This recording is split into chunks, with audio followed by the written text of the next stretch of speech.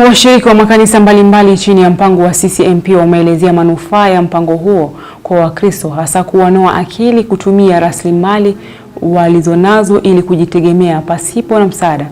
Mpango huo pia unawakuza vijana kimaadili na kusaidia kukomesha matumizi ya mihadarati pamoja na kutoa elimu ya jinsi ya kuzuia mimba za mapema. Aidha, waliopotoka kidogo wanapata nafasi ya pili ya kujirekebisha kupitia mpango huo. Wananchi wametakiwa kulinda mazingira kwa ajili ya uzalishaji wa chakula na kuzuia madhara yanayotokana na tabia nchi. Hafla kubwa ya mpango wa CCMP Church Community Mobilization Process limefanyika katika uwanja wa Kenyatta mjini Machakos, ukiongozwa na askofu mkuu wa kanisa la ABC Afrika ya Kati, Mashariki, Kusini na Finland Dr. Timothy Ndambuki, akiwemo pia askofu mkuu wa ACK Jackson Ole Sapit, askofu mkuu wa Redeemed Dr. Arda Kitonga, miongoni mwa wengine. Misafara mitano iliongozwa na viongozi mbalimbali iliandamana moja kwa moja hadi uga wa Kenyatta, ambapo hafla hiyo ilianza rasmi. Wakati wa mazungumzo, washiriki wa makanisa mbalimbali wakisema mpango huu umewapa Wakristo nafasi kubwa ya kujitegemea kimaisha pasipo kuomba misaada. Tunaweza kufanya miradi ya kuwa na umoja, especially katika jamii. Unapata ile kunaweza kusaidiana.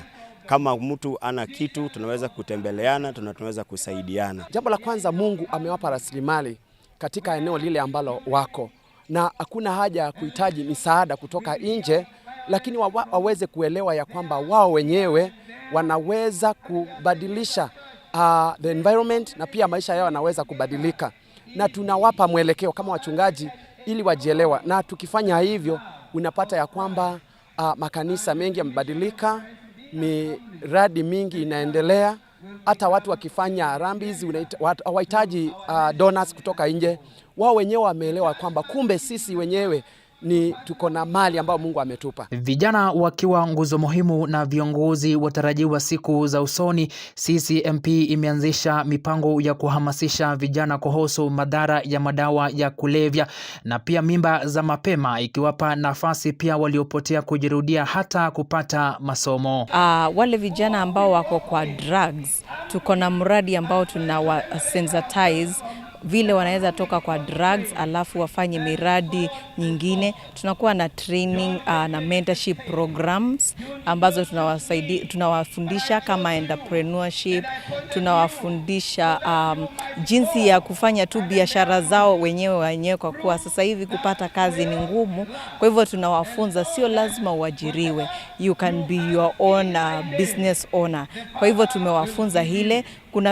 Kuna wale vijana ambao pengine mambo ilitokea wakakuwa na early pregnancies. We have that training for those mothers. We give them 1 year. After they nurse the baby for 1 year, they come back to school and they continue with their education. Kutokana na changamoto za mabadiliko ya tabia nchi, mpango huu unawapa Wakristo kipaumbele kupata elimu bora jinsi ya kulinda mazingira na ni chakula gani tegemezi kulingana na msimu wa mvua, angalau kupata chakula na kujikinga madhara yake. Mambo ya climate change na kwamba tunatazamia kuweza kurudisha hali ambaye inahitajika jinsi Mungu alivyoweza kutengeneza ulimwengu huu, na akaweza kudemonstrate katika Garden of Eden kwa kuwa kulikuwa na miti, kulikuwa na kila kitu ambaye ilihitajika kwa mwanadamu. Lakini mwanadamu kwa sababu ya dhambi tumeziharibu ile hali ya kwanza, na tunajaribu sana kuirudisha jinsi ilivyokuwa hapo awali ili mwanadamu aweze kuishi na kuweza kutukuza Mungu kwa yale yote ameweka. Aidha, wamedokezea kunazo changamoto wakati wa kufanikisha CCMP, ila wanakaza kamba kuhakikisha Wakristo na wananchi wengi wanafaidika siku nenda siku rudi. Fredrick Kwambua, Undugu TV.